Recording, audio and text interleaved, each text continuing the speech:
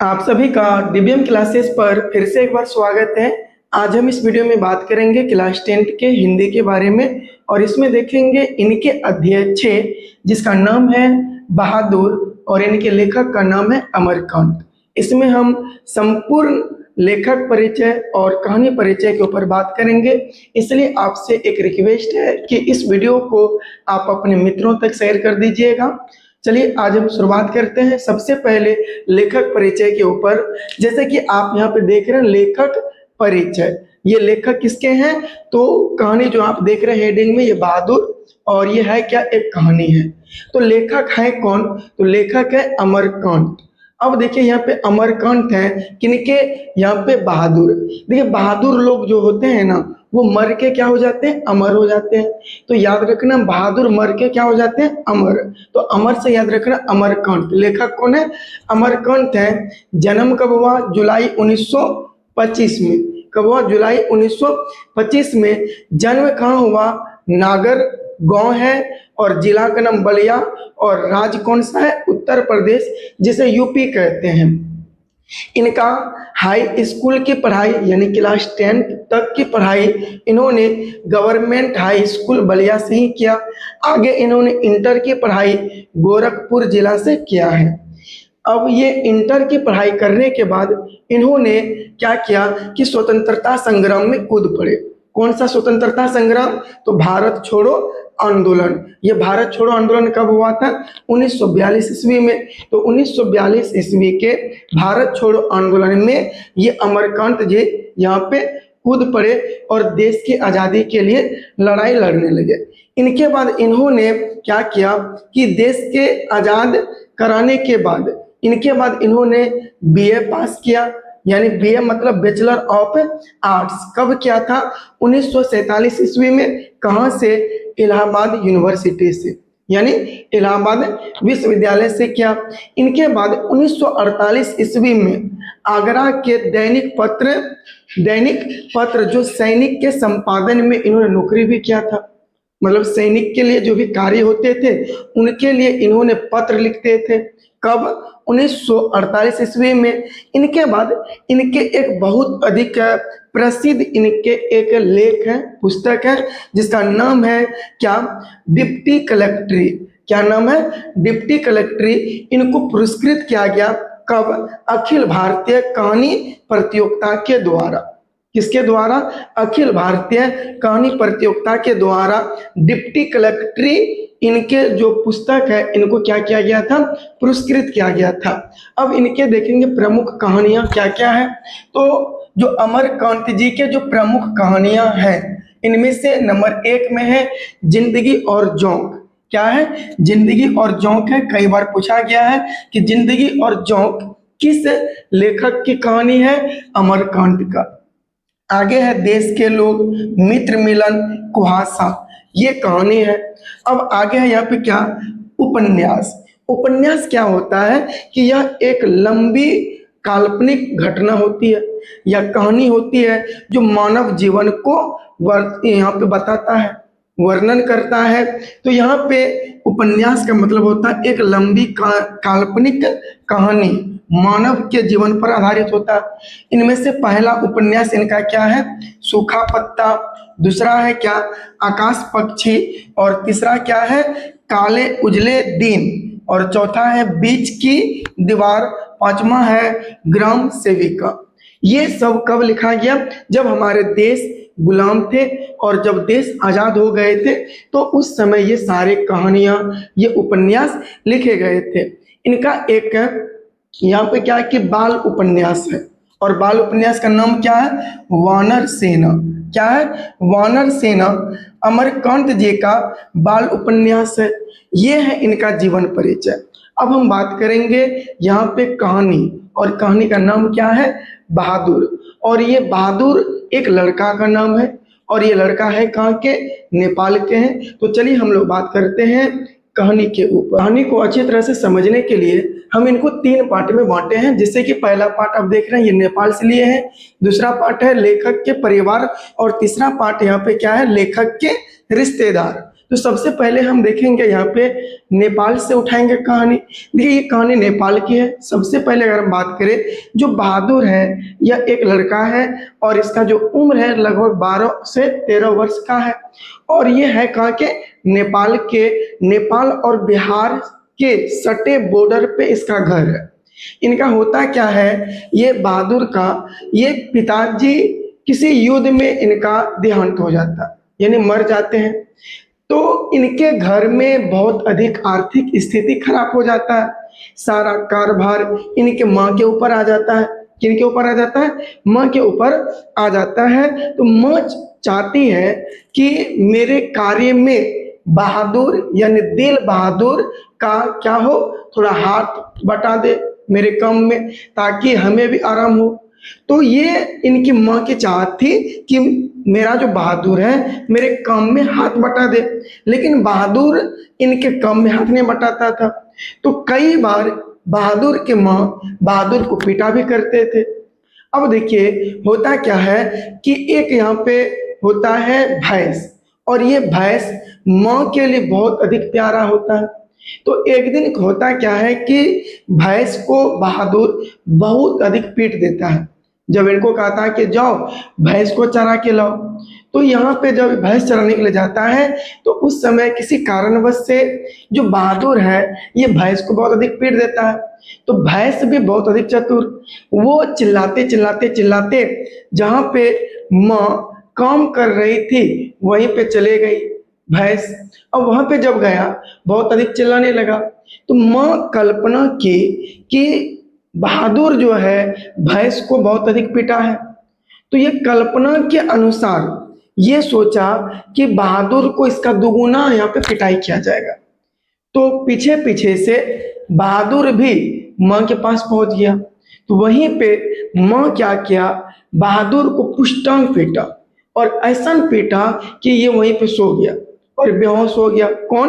बहादुर। मतलब सोचिए इनको दया भी नहीं है कि मेरा बेटा है।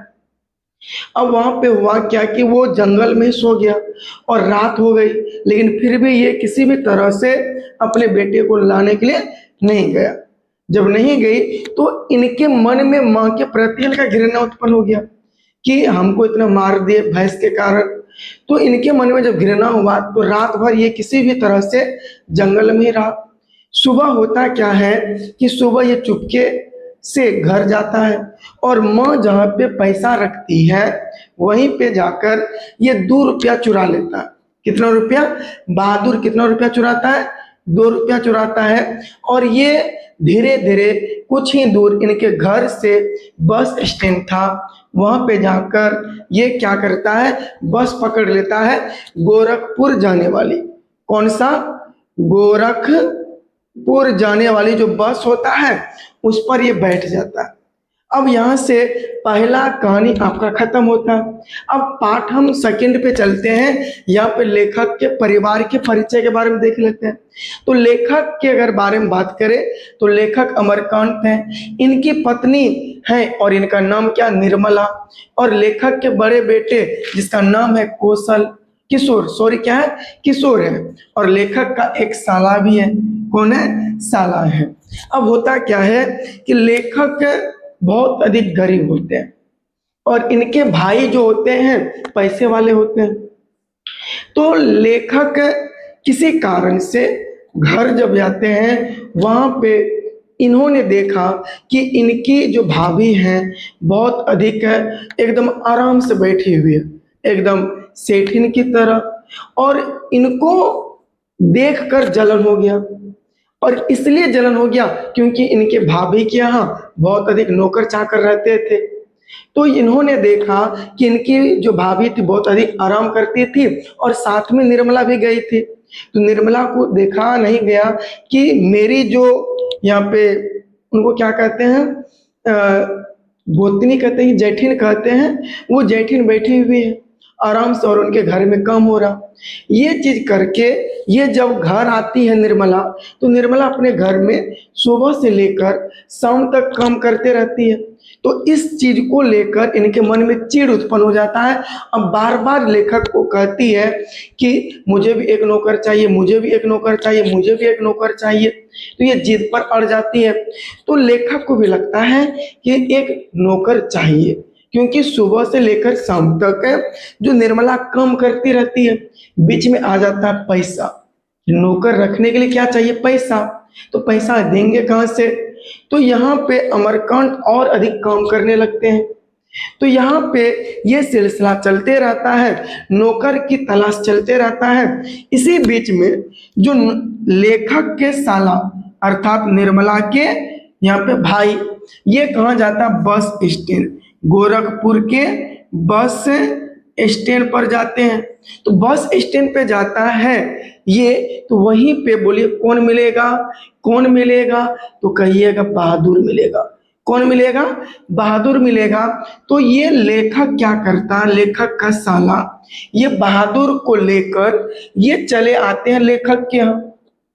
और जैसे ही लेखक के आते हैं तो लेखक वहीं पर बैठे हुए थे, और दरवाजे पर पहली नजर में लेखक ने जब बहादुर को देखा तो बहादुर कैसे था, किस कलर का था, कैसे कपड़े पहने हुए थे, तो ये सब चीज यहाँ पे इन्होंने देखा, ये खुश भी हो गया। तो पूछा जाता है एग्जाम में कि पहली नजर में लेखक ने बहादुर को किस रूप में देखा? तो पहली नजर में ये बहादुर है। इनका रंग था गोरा, मुंह चपटा, उम्र लगभग कितना था? 12 से 13 वर्ष। और इन्होंने हाफ शर्ट पहन ले था, हाफ पैंट पहन ले था। और इन्होंने क्या किया कि गले में स्काउट रुमाल लगे ले था, रुमाल होता है ना, और इन्होंने जूता पहन ले था। और जूता का रंग कैसा था? भूरा था, फटा हुआ जूता, और जूता का रंग कैसा था? भूरा था। तो ये पहली नजर में था। जब इनको अंदर लाया गया, जब इनसे पूछा गया कि तुम्हारा घर कहाँ है? कहा नेपाल। क्यों आए हो? वैसे। तो ये सारा चीज सिलसिला चलते रहता है। तो यहाँ पे होता क्या है कि इनसे बताया जाता है कि देखो तुम अगर यहाँ रहने के लिए चाहते हो तो हर चीज तुमको दिया जाएगा, एकदम तुमको परिवार के सदस्य के जैसा रखा जाएगा, क्योंकि तुम छोटा बच्चा हो और तुम थोड़ा सा काम बता देना। तो ये सारा चीज यहाँ पे सिखाया जाता है बहादुर को।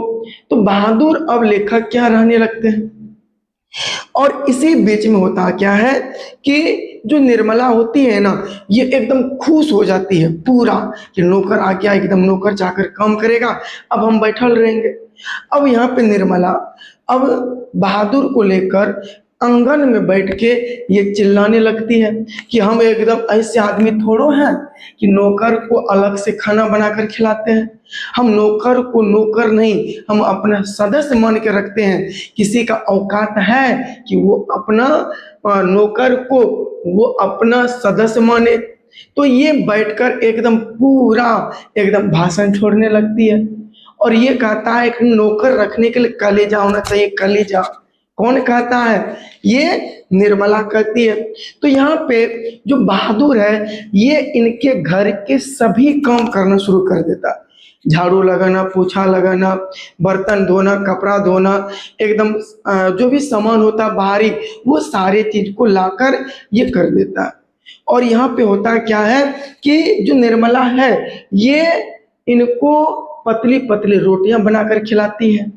तो एक सब चीज इनका अच्छा चलता है, एकदम सब चीज बढ़िया चलते रहता है। लेकिन कुछ समय के बाद निर्मला को कोई व्यक्ति कह देती है कि सुनो, तुम अपने नौकर को उतने कंधा पे चढ़ा के जो रखे हुए हो, ये अच्छी वाली बात है।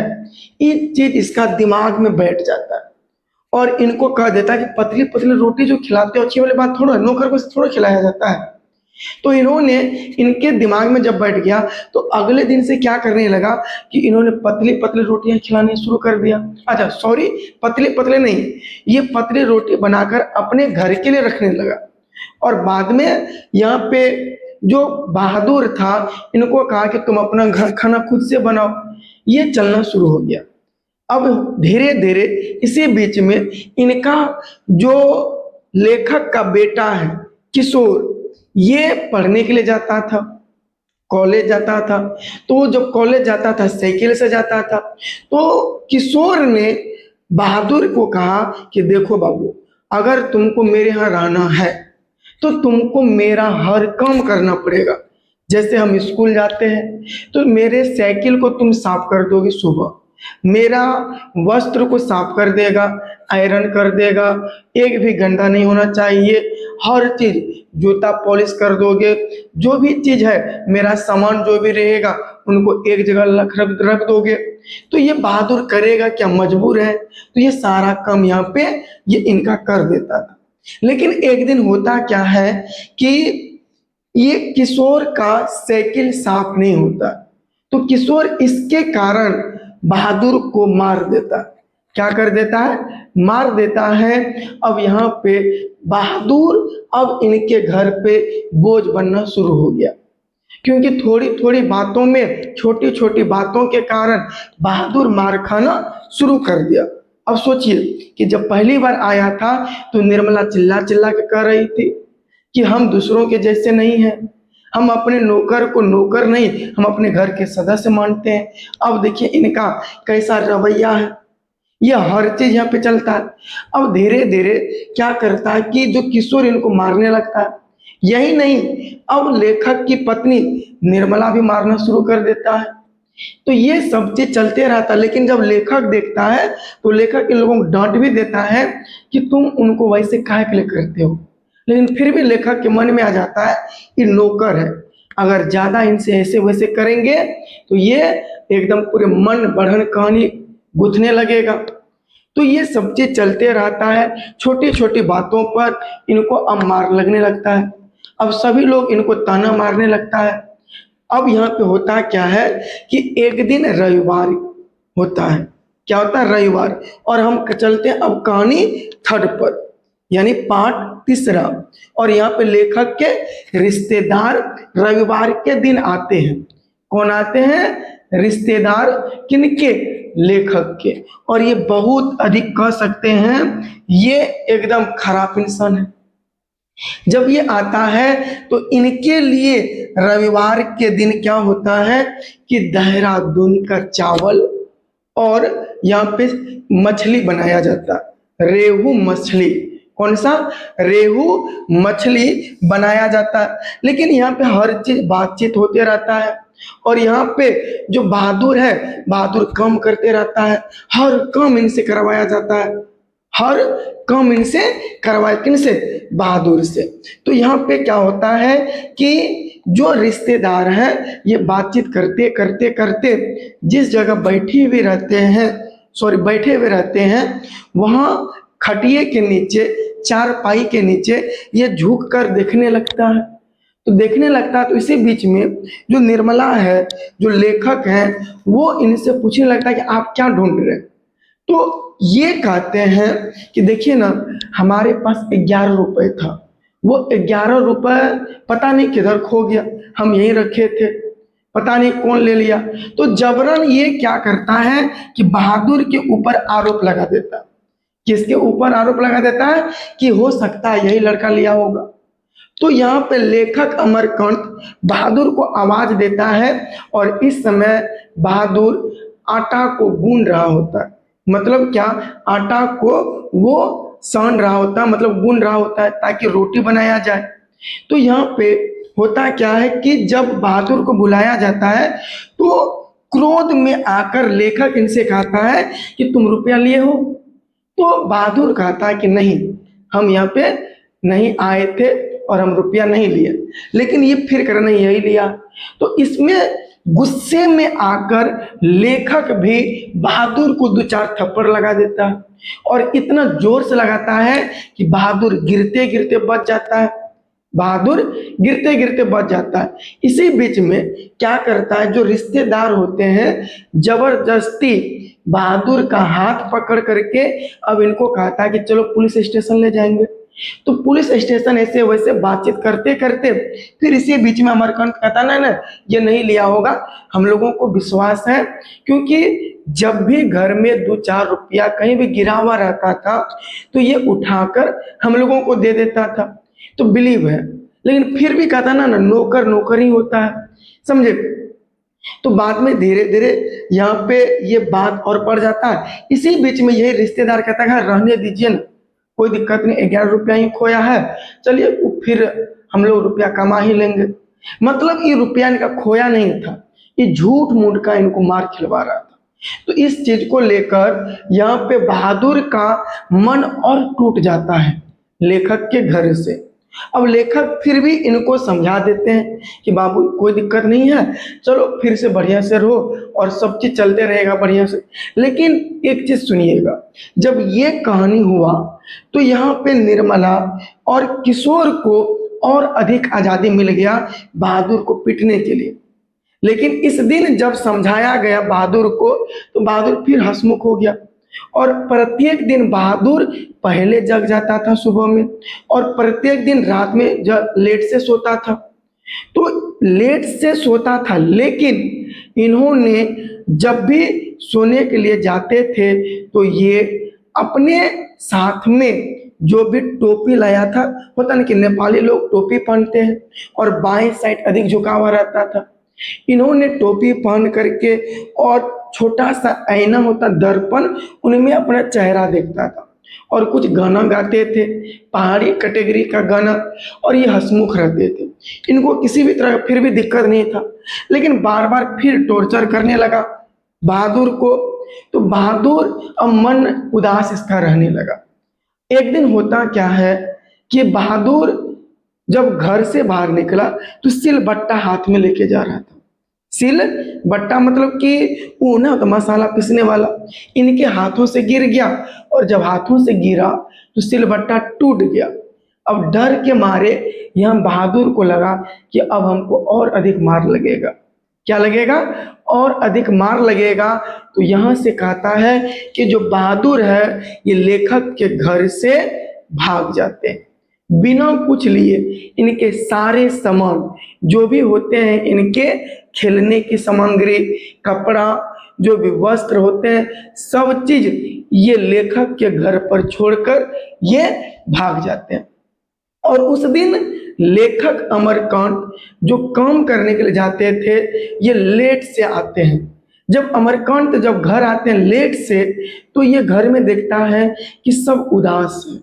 घर वैसे कचरा पड़ा हुआ है, हर चीज जैसे का तैसे पड़ा हुआ है, इस्त बिस्त लगा हुआ, मतलब सब कुछ इधर उधर है।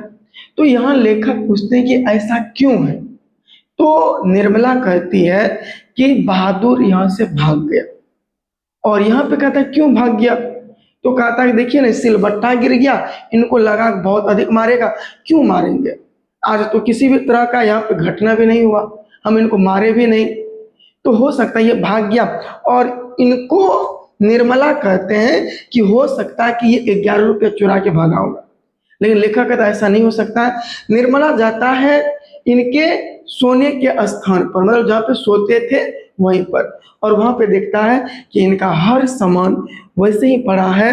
और किशोर ये हर जगह ढूंढना शुरू कर दिया, क्योंकि इन लोगों को एहसास हो गया कि जो बहादुर थे ये सारे काम को, हमारे काम को ये कर करके देते थे, लेकिन अब ये काम फिर करेगा कौन, तो ये सब चीज व्यस्त व्यस्त रह जाएगा। तो इन्होंने ढूंढते ढूंढते रह गया और ये सब चीज जैसे का तैसे रह गया। अंततः बहादुर इनके घर को छोड़ के चले जाते हैं। देखिए ये कहानी यहीं खत्म हो जाता है। अब इस कहानी से हमें समझ में क्या आता है, इसका निष्कर्ष क्या निकलता है। तो इस कहानी का निष्कर्ष एक ही है कि सबसे पहले अगर इनकी माँ इनको इतना पीटती नहीं तो बहादुर भागता नहीं। इनके बाद बहादुर देखिए इनके घर पे आकर बहुत अधिक काम किया, अगर ऐसा ही काम अपने घर पे करता तो दिक्कत होता नहीं। दूसरी बात, अगर आ गया बहादुर लेखक के घर पे तो बहुत अच्छा पहले स्थिति था, हर चीज बढ़िया था, लेकिन निर्मला ये दूसरों की बातों में आ गई और वहां पे निर्मला के घर पे रिश्तेदार आ गए। तो यहाँ पे हुआ क्या कि जब निर्मला दूसरे की बात को सुनना शुरू कर दिया तो घर व्यस्त व्यस्त हो गया। तो कहानी का निष्कर्ष एक ही है कि जब भी आप आगे बढ़ेंगे या आपका जीवन अच्छा होगा, तो जो पड़ोसी होते हैं ना, जो रिलेशन वाले लोग होते हैं, उनको रहा नहीं जाता। तो उस समय आपको बहुत अधिक एकदम बढ़िया से चलना पड़ता है, ताकि आपके घर पे बुरी नज़र ना पड़े। तो यही एक कहानी का निष्कर्ष है। तो ये कहानी यहीं पे ख़त्म होता है। इनके जो भी सब्जेक्टिव और ऑब्जेक्टिव हैं, उनको नेक्स्ट वीडियो में हम बहुत अच्छी तरह से बताएंगे। आज के लिए हम यहीं तक रहने के लिए देते हैं। आपसे एक आग्रह है कि यदि आप अभी तक बने हुए इस वीडियो में, तो आप इस वीडियो को अपने मित्रों तक शेयर कर दीजिए और सेशन को लाइक कर दीजिएगा। और एक हम्बल रिक्वेस्ट है कि इस चैनल पर यदि आप नए हैं तो चैनल को सब्सक्राइब कर लीजिए, ताकि जब भी पढ़ाई रिलेटेड कोई भी वीडियो डाले, इसका नोटिफिकेशन आप तक पहुंच पाए। तो मिलेंगे नेक्स्ट वीडियो में। आज के लिए धन्यवाद।